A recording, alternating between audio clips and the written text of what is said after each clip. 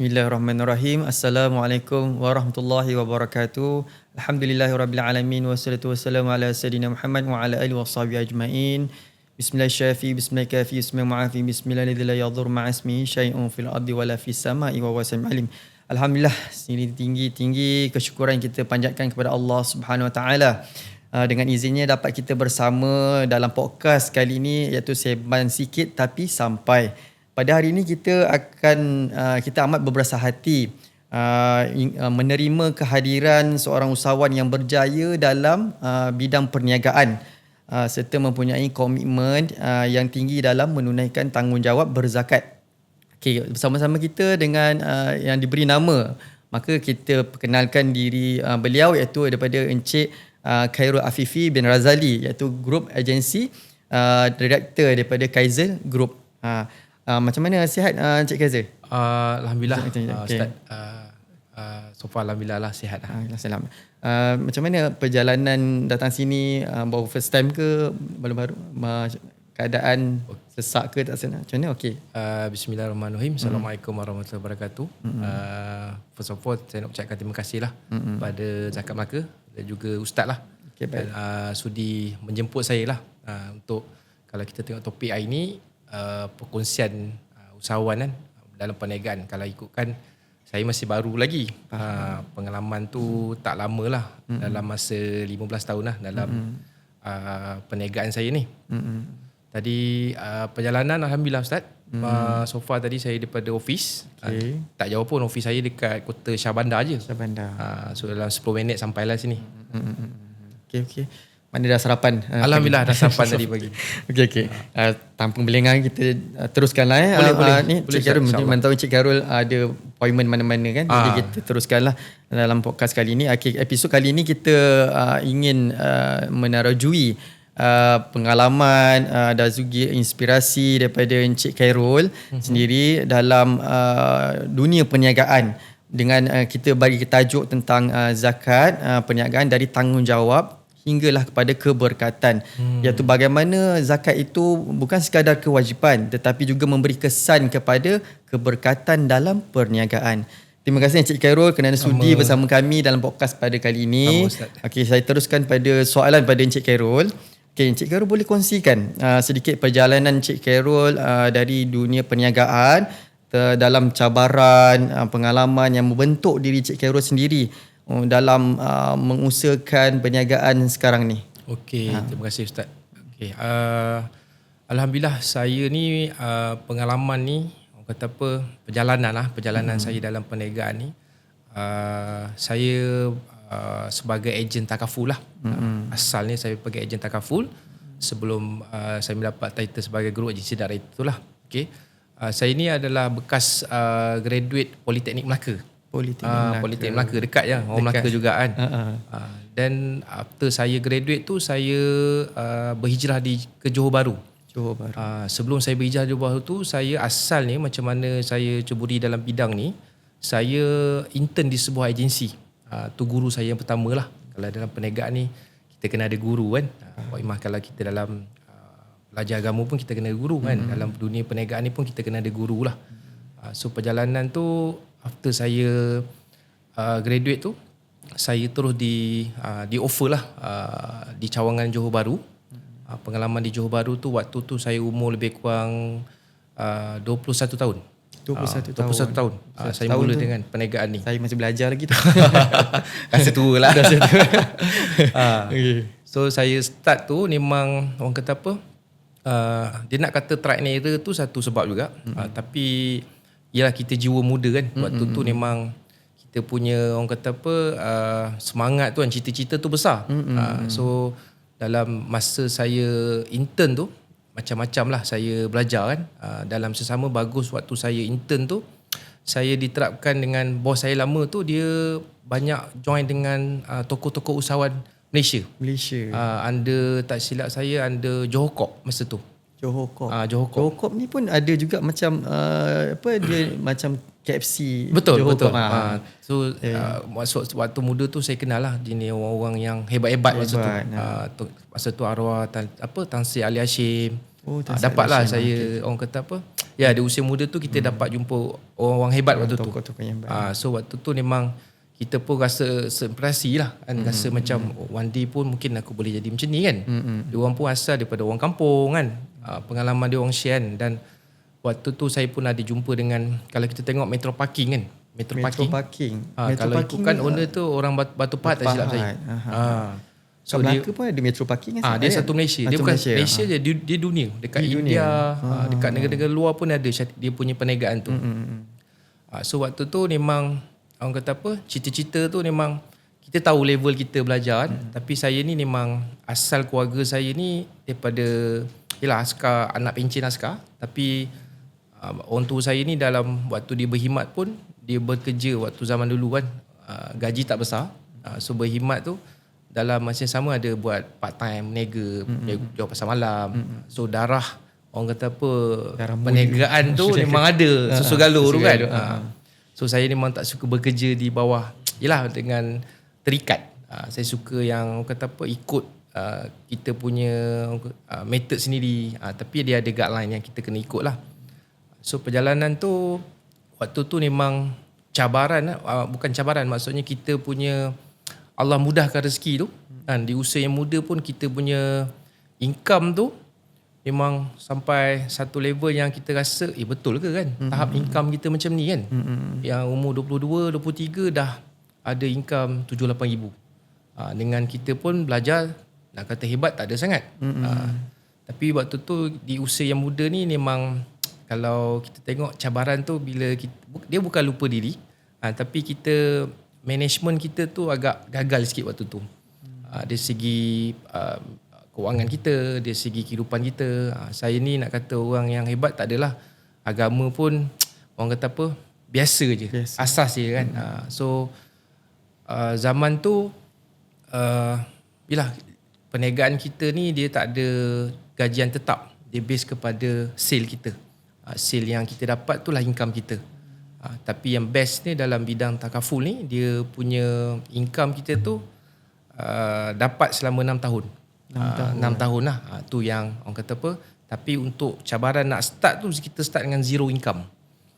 Waktu pertama tu income saya dalam RM36 waktu tu. Bulan pertama. RM36. Waktu tu. Sampai income tu RM36 tu commission, dia panggil commission. Commission okay. base. Sebab perniagaan saya ni base pada commission base. Satu klien tu kita dapat 6 tahun. Tapi percentage tu kurang lah, dalam 35%. Zaman tu orang ambil polisi takaful RM1. So kalau RM1 tu kita kali dengan 35%, mungkin dalam RM40. So income tu dia panggil, kalau bidang saya ni snowball lah. Untuk kita mula tu memang agak suffer sikit lah. Tapi perjalanan tu selama 10 tahun tu dekat Johor tu, cabaran tu liku-liku tu memang sampai satu tahap yang kita rasa aku dah berjaya. Dah berjaya kan, dah rasa macam okay, aku dah capai matlamat ni kan. Lepas tu kita nak kata kita lupa diri tak, tapi bisnes kita ni up and down. Bila kita gagal manage, dia boleh jatuh.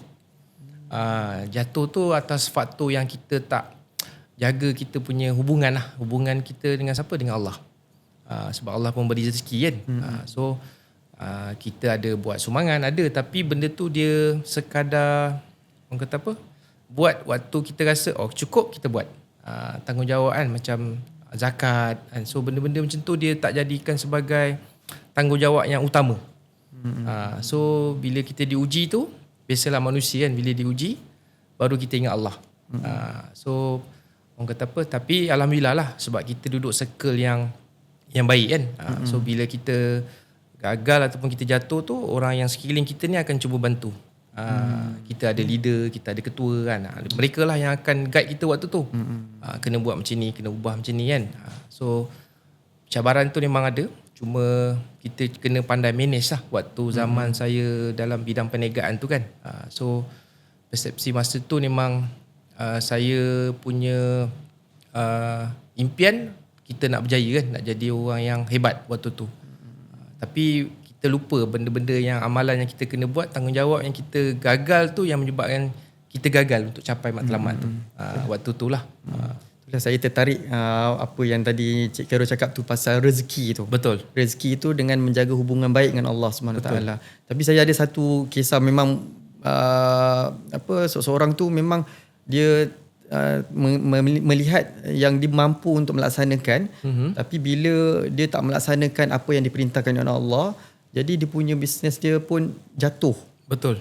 Tu yang kita tak nak. Kita berdakwah, kita memberi peringatan kepada masyarakat, jaga hubungan dengan Allah tu yang paling penting. Betul. Rezeki kita akan mendapat keberkatan, mendapat keredaan. Itu memang yang tak disangka-sangka lah, kan Cik Carol ni. Betul, tak dinafikan. Sebab yelah, saya sendiri bercakap pada pengalaman ni Ustaz kan. Mungkin generasi muda ni dia bukan tak rasa penting, tapi waktu muda kan kita punya impian tu, cita-cita ataupun dalam berti kefahaman dia, kita ada kenasuan yang macam-macam benda kita nak. Terhad. Dia jadi bila kita nak tu kita dapat, lepas tu dia tak dapat tunaikan benda tu. Seumpama kita dah target nak dapat satu benda tu, kita capai. Tapi yang tanggungjawab tu kita lengahkan. Sebab rasa dia nak kata lupa, kadang-kadang dia ingat, tapi dia rasa benda tu tak penting. Tak penting. Itu yang bila kita gagal, saya kata ayat saya yang tadi tu, kalau kita gagal manage benda tu, dia mungkin benda tu tak lama. Dan waktu tu saya sendiri pun rasa kan, pendapatan kita ni memang tak ada limit. Untuk pengetahuan Ustaz kan, kita dapat tu kuat kita kerja, kuatlah income kita waktu tu kan. Tapi bila kita tak orang kata apa, tak uruskan dengan baik kan, kalau Ustaz pun pernah lalui fasa muda kan, kita punya kemahuan tu macam-macam nak kan. Bila kita rasa duit kita dah banyak tu, kita nak. Tapi bila sampai satu tahap, bila kita gagal ya, of course lah kita ingat, ada benda yang aku tak buat ni kan. Ada yang tak terlaksana tu, ada yang tak tertunai tu kan. Tapi saya ada satu benda lah yang mungkin untuk audiens juga yang saya nak share waktu 2019 tu. Benda yang orang kata apa, Allah Ta'ala tu bagi satu, dia bukan ujian, tapi waktu tu jiwa saya rasa macam kosong. 2019 tu bisnes mencanak, bisnes baik, tapi jiwa saya kosong. So waktu tu orang kata apa, Allah jentik hati kan. Dia rasa apa yang aku cari waktu tu. Tapi ada satu kisah tu saya nak share sikit lah kan. Saya ni ada satu orang kata apa, perasaan yang saya suka berfikir. Tu masalah saya suka berfikir tau. Tapi fikir benda yang baik. Tapi baik, okey. Berfikir macam mana nak selesaikan masalah kan. Macam mana nak. Tapi tahap saya kadang-kadang makan diri sikit. Tak boleh nak kawal lah. Tak boleh nak kawal kan. Kadang-kadang fikir untuk diri sini, fikir untuk kawan-kawan, fikir untuk orang sekeliling. Sampai tahap tak boleh tidur malam. Fikir macam mana nak bantu dia ni kan. Macam kita boleh selesai masalah, padahal tak boleh pun kan. Tapi yelah, lepas tu yang benda yang mengubah saya tu bila kita dah cuba capai semua benda kan. Nak katakan kalau pencapaian tu memang sentiasa dapat, tapi satu titik orang kata apa yang orang kata apa, turning point saya tu, bila saya rasa saya dapat semua benda tapi jiwa saya kosong. Jiwa saya kosong waktu tu. Yang saya ni memang orang kata apa, ya bukan orang yang baik sangat pun, agama pun kurang kan. Tapi kita dah sampai satu tahap yang kita rasa aku kena cari something yang mengubah macam mana hari ni. Kita tahu kehidupan kita ni dekat dunia ni yang sementara kan. Betul. Kehidupan sementara, yang apa yang kita capai semua ni dia akan jadi yang sementara. Kan? Yang Allah akan tanya besok bila amalan kita kan. So benda tu yang saya diusir yang macam ni untuk saya nak pergi belajar agama lagi mungkin susah dengan masa saya kan. Cuba waktu tu saya Allah hantar sahabat lah yang tashkil saya untuk keluar 3 hari waktu tu. 3 hari waktu tu. So dalam kita keluar 3 hari tu banyaklah. Kita sebenarnya keluar 3 hari tu pun kita bukan belajar sampai dia belajar ilmu agama ke 3 hari tu? Tak, dia hanya perbaiki kita punya solat, kita punya bacaan. So benda tu macam yang camp lah, camp. Keluar 3 hari kan, camp ibadah. Jemaah keluar 3 hari kan. So bila saya keluar 3 hari tu, baru saya faham konsep rezeki tu Ustaz. Saya faham dulu, ingat kita usaha, dengan usaha kita ni kita akan dapat. Sebenarnya rezeki kita ni sebenarnya daripada Allah. Milik Allah. Milik Allah. Allah boleh bagi dengan asbab, Allah boleh bagi tanpa asbab. So benda tu yang bila kita perbaiki, saya sendiri lah waktu tu saya cakap untuk diri saya kan, perbaiki diri ni, benda yang kita tahu pendapatan kita ni bukan daripada usaha kita, sebenarnya daripada Allah. Keberkatan tu tadi. Keberkatan kan. Keberkatan ni datang daripada Allah dah tulis dalam Quran kan. Daripada kita punya rezeki kita, daripada pekerjaan kita kan, daripada kita punya macam mana kita nak, orang kata apa, nak bersihkan harta kita. So benda-benda macam tu kita kena tengok balik lah kan. Kadang-kadang kita duit banyak ni, seumpama ini kita dapat 10,000 tak cukup. Betul. So tak cukup tu sebab apa? Sama ada kita belanja lebih ke, tapi kita dapatlah, kita belajar daripada ustaz-ustaz kan. Kadang-kadang rezeki ni, yang pertama kita kena syukur dulu lah. Lepas tu yang kedua, kita kena pastikan rezeki kita ni berkat. Nak dapat rezeki berkat ni macam mana pula kan. So kita kena mungkin individu tu buat sumbangan ke kan. Tapi kalau dalam kita punya hukum ni kan, hukum kita sebagai pembayar zakat ni benda yang wajib. Zakat ni adalah wajib tanggungjawab kan. So bila saya perbaiki benda tu, alhamdulillah lah kan. Orang kata apa, kehidupan diri tu dengan perniagaan tu Allah mudahkan je. Perjalanan tu mudahkan. Itu yang menyebabkan kenapa hari ni kita kena pastikan tanggungjawab dahulu sebelum kita selesaikan kita punya kehendak. Okay, faham. Maksud tanggungjawab Cik Khairul terhadap menjaga hubungan dengan Allah itu utama dahulu, baru kita selesaikan kita punya kehendak kita. Kehendak itu yang paling kita, sebenarnya kehendak tu adalah nafsu kita sebenarnya. Nafsu kita sebenarnya.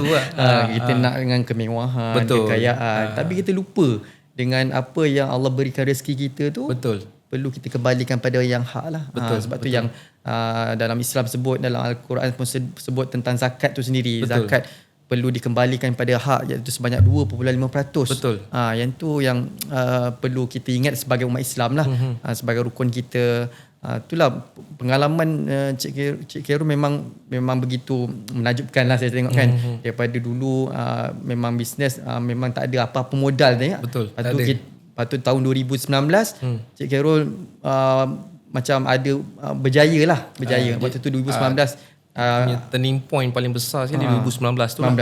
Lepas 2019 kan kita COVID 2020. Jadi bisnes pada selepas tu macam mana? Adakah maintain ataupun waktu tu dah laksanakan tanggungjawab berzakat dah? Waktu 2020 tu sebenarnya waktu tu institut yang paling impact bisnes sebenarnya takaful. Bisnes ni dia benda yang paling mudah waktu tu, zaman COVID tu kan. Sebab takaful kan, orang tahu dia melindungi kan, pendapatan, melindungi, dia bagi protection kan. Waktu tu zaman kita buat sale tu, duduk rumah dapat sale. Macam zaman tu siapa yang buka kedai memang impact besar lah. Tapi siapa yang ubah structure of business dia tu, dia akan jadi macam orang buat perniagaan mask, glove, dia akan jadi sebagai demand lah, market waktu tu.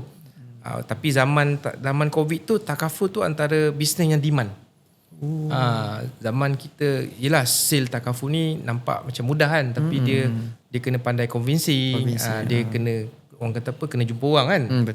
Tapi zaman COVID tu antara institut takaful ni the highest business waktu tu. Duduk rumah pun bisnes boleh dapat. Sebab orang takut kan waktu tu kan. Orang takut dengan kematian kematian semua. Kita call dia, puan, tuan, boleh lah. Boleh dapat boleh dapat. So sampai orang kata apa, kita pula macam seronok waktu tu kan. Duduk rumah pun boleh dapat bisnes kan. Sale kan. Cuma zaman tu sama, orang kata apa, media sosial ni kalau orang pandai, kena ubah lah, orang kata apa, method tu kan. Kita buat takaful ni tanpa jumpa. Dulu kita faham buat sale takaful ni kena jumpa baru dapat sale tu. Tapi bila, yalah, kalau kita tengok kebaikan kan, Allah hantar satu ujian tu. Kalau kita pandang kebaikan dia, benda banyak yang kita belajar waktu PKP tu kan.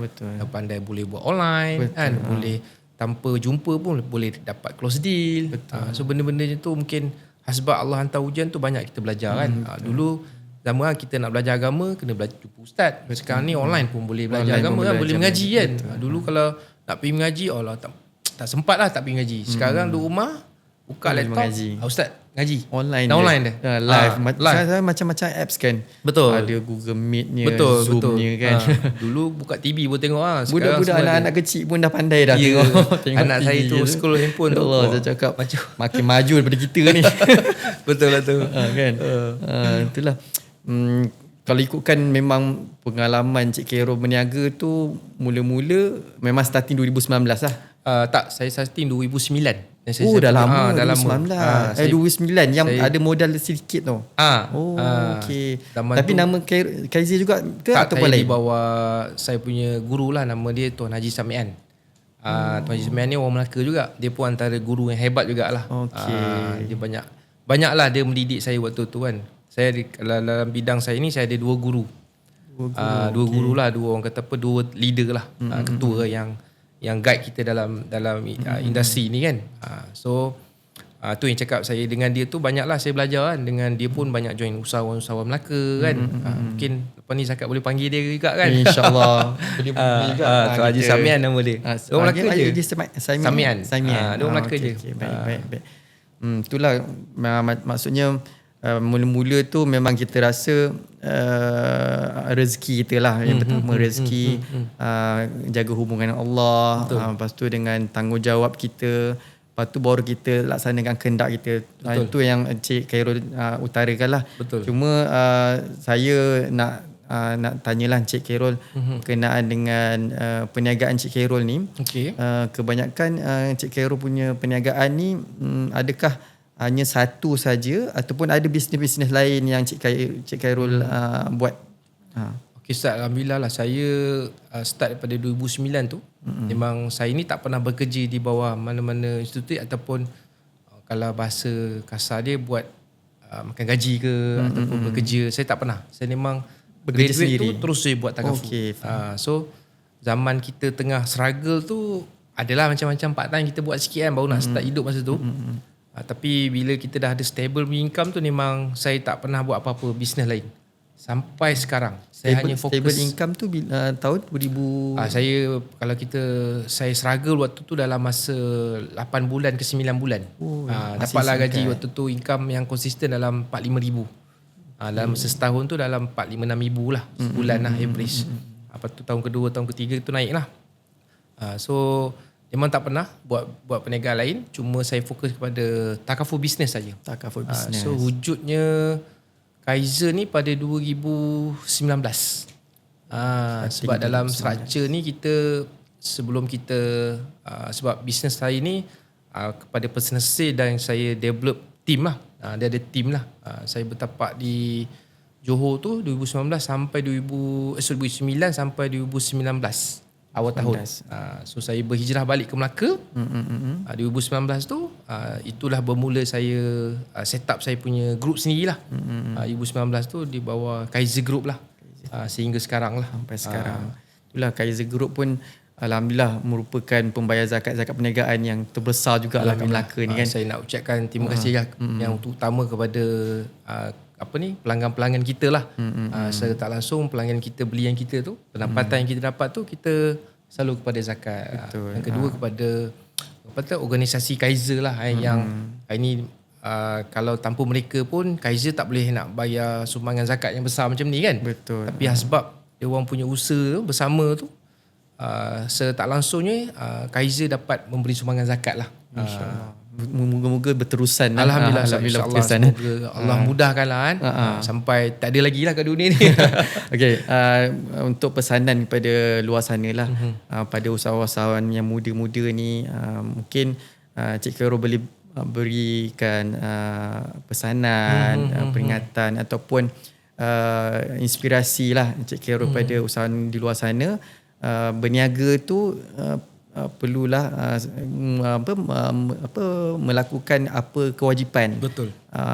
Baru kita laksanakan kehendak, sebab kita perlulah bersyukur apa yang rezeki yang kita dapat. Kadang-kadang tak sepenuhnya kita memenuhi kehendak kita. Tapi mungkin ada satu dua yang kita terlupa ataupun tertangguh. Mungkin Cik Khairul boleh ingatkanlah pada saat di luar sana, insyaAllah. Saya suka soalan ni Ustaz. Sebab apa? Saya ada satu kisah ni saya share sikit kan. Kisah saya ni Ustaz ada macam cakap lah 2019 tu kan. Yang saya balik Melaka tu, saya set up Kaiser tu. Saya tak ingat lah saya baca ke ataupun saya dengar radio ke ataupun movies, tapi saya rasa antara radio dengan saya baca posting, saya tak ingat waktu tu. Waktu tu yang dia bagi gegaran ke hati saya Ustaz. Memang kisah tu dia share dari segi dia seorang usahawan juga perniagaan. Dia berjaya, antara berjaya sampai satu tahap Allah Taala uji dia Ustaz. Bisnes dia ni dapat projek tapi payment tak dapat. Macam yalah mungkin dalam bidang kontraktor ke apa kan. Projek jalan tapi payment tak dapat. So sampai satu tahap dia pergi jumpa seorang, saya tak sure lah ustaz ke apa. Dia share lah masalah dia tu kan. Yang pertama sekali ustaz tanya, waktu tu zakat bayar tak? Dia terus macam terdiam. Zakat kan. Lepas tu dia kata dia tak bayar. Bila ustaz cakap zakat ni benda ni wajib kan, rukun kan. Alhamdulillah lah dia cuba cari sikit duit apa semua, dia bagi bayar. Selang seminggu duit payment dapat. So benda tu dia macam tempias kat muka saya Ustaz. Sebab saya cakap macam kita tahu dalam kita ingat macam berbalik pada kan, kita ni banyak yalah bila muda kita buat perniagaan kan, kita banyak dahulukan keperluan kita daripada tanggungjawab tu kan. So bila saya dah orang kata apa, mungkin sebab Allah Ta'ala nak jentik hati saya kan, garan waktu tu. Saya ingat lagi saya pergi jumpa Ustaz Firdaus lah. Ustaz Firdaus tu baik. Okay, baik. So bila saya nak bayar zakat tu, yalah kiraan tu kan 2.5% kan. Dia bayar sekian kan. Saya cakap Ustaz saya nak bayar double. Saya nak bayar double. Ustaz macam kenapa lah? Saya nak qada yang lama-lama saya.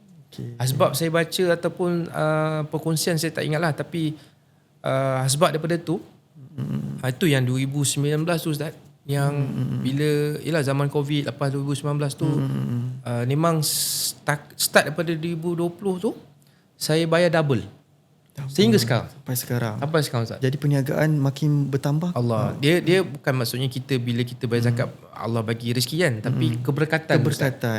Keberkatan. Kadang-kadang ialah dalam perniagaan kita wakimah kita buat apa-apa ni, kadang-kadang ialah datang keberkatan ni sebenarnya. Contoh hari ni kita buat kerja betul, rezekinya halal, tapi kita melegahkan solat, contoh kan.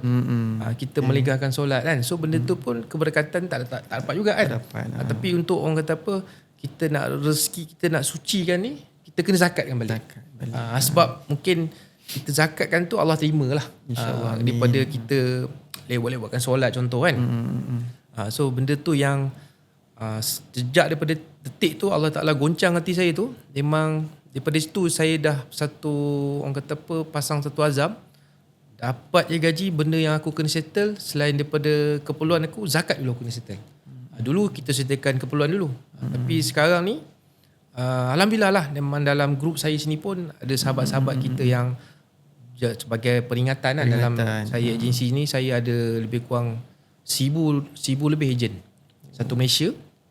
Setiap kali gaji tu memang ada orang yang ambil tanggungjawab ni, dia akan posting dalam grup.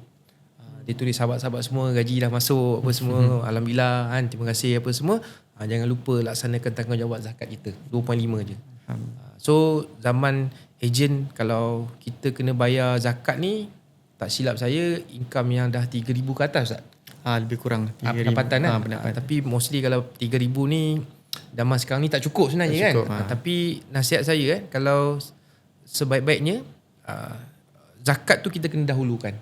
Zakat dahulukan dengan kita bagi kita dahulukan mak ayah. Macam ibaratlah kita dapat gaji kita 1,000, betul, darab 25%, RM25 je. RM25 je.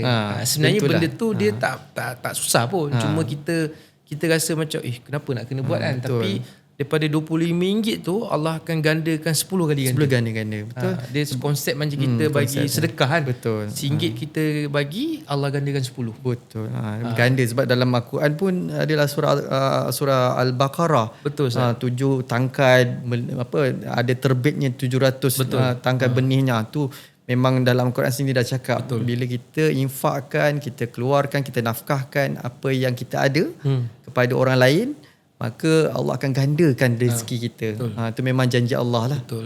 Sebab kalau kita konsep sumbangan ke zakat ni, Allah janjikan tak miskin seorang tu. Betul. So mungkin untuk audien yang dengar kan, mungkin tak perlu kopi saya kan, tapi mungkin boleh ambil tip ni kan. Macam saya cakap lah, kita kena ada pasang azam kan. Azam yang hari ni kalau kita bekerja mungkin kita ada limit sikit kan untuk kita bayar zakat kan. Tapi kalau perniagaan ni dia, terutama orang yang berniaga ni, memang dia tak ada limit. So memang start daripada saya orang kata apa, azam tu kan. Memang setiap tahun tu saya nak bayar double.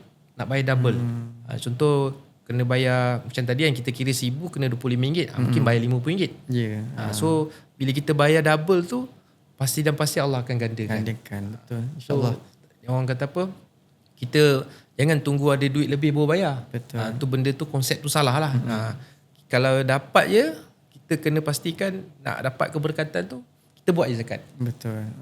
Sebab ada orang dia kena manage lah zakat ni, dia setahun sekali kan. Tapi kalau orang yang nak nampak skop kecil tu, macam saya punya tim saya, ada orang yang bayar setahun sekali, ada orang yang bayar setiap bulan. Setiap bulan ni dia tak rasa lah. Dia jadikan sebagai komitmen dia terus. Macam kita bayar rumah, bayar kereta kan. Kalau kita jadikan komitmen, dia akan rasa benda tu dah terbiasa. Betul. Tapi nak share sikit, kalau mungkin kita tak dapat 100%, mungkin bulan ni kita bayar separuh dulu. Dia tak salah pun kan. Tapi salah. Allah tengok usaha, effort kita tu kan. Mungkin Allah pandang dia bukan amount tu. Betul. Tapi Allah pandang apa? Kita beringat. Kita ada ikhlaskan hati. Ikhlas yang penting. Mungkin asalnya kita rasa macam aku bayar ni Allah gadi. Mungkin nawai tu ke arah tu. Tapi sebab kita dah jadi habit, lama-lama Allah akan ubah hati kita. Betul. Sebab kalau lihatkan Cik Khairul kan, kita memang kalau kita keluarkan zakat, sebenarnya kita bukan melihat kepada rezeki kita bertambah, tapi kebahagiaan rumah tangga kita, kesihatan anak-anak kita tu antara keberkatan sebenarnya. Betul. Tu sebenarnya antara dia punya point yang utamalah. Apabila kita melakukan perintah Allah, Allah akan berikan kebahagiaan. Tak semestinya yang RM1, kadang-kadang yang kita punya kesihatan kita. Betul Ustaz. Tu antara salah satulah.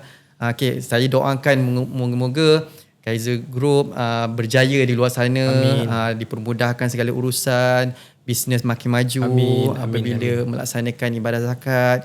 Mudah-mudahan di luar sana terinspirasilah Kaizer Group ni, di mana bisnes perniagaan ni dia telah melaksanakan zakat perniagaan yang cukup bermaknalah kepada asnaf di negeri Melaka. Mudah-mudahan apa yang dilaksanakan akan mendapat keredaan dan keberkatan oleh Allah Subhanahu Wa Taala. Okey. Bagi untuk di luar sana tentang zakat, boleh layari www.aizakat.com atau boleh hubungi di talian 0115883885 untuk info lebih lanjut. Sebelum tu, untuk saya akhiri podcast pada kali ini, saya ucapkan ribuan terima kasih lah kepada Encik Khairul daripada Kaizer Group atas sudi menerima jemputan kami dalam podcast Sembang Sikit Tapi Sampai. Makna episod kali ini memang bermakna lah, kita menjemput bisnes-bisnes usahawan-usahawan muda di luar sana, dan juga diiktiraf juga pada Zakat Melaka usahawan berkat di negeri Melaka, sebagai inspirasi pada usahawan-usahawan perniagaan di luar sana. InsyaAllah mudah-mudahan apa yang kita laksanakan ini akan terus istiqamah dan berterusan hingga ke akhirat lah, insyaAllah. Mudah-mudahan itulah. Semoga setiap zakat yang kita tunaikan menjadi tanggungjawab, dan tunaikanlah dengan ikhlas dan juga niat yang baik, insyaAllah. Mudah-mudahan itu semua adalah datangnya rezeki daripada Allah SWT. Saya akhiri dengan podcast kita pada kali ini dengan wabillahi taufiq wa hidayah. Assalamualaikum warahmatullahi wabarakatuh.